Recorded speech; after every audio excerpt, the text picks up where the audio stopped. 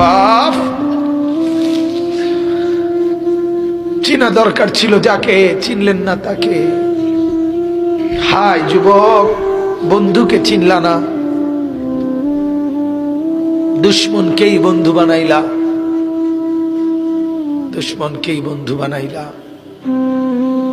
আপন বন্ধু যিনি তাকে চিনলা না, দুশ্মনকেই গ্রহণ করলা। চেহারায়, সুরতে, চলনে বলনে, আচারে উচ্চারণে বেঈমান যেভাবে সাজায় দেয়, তুমি তাকেই গ্রহণ করলা।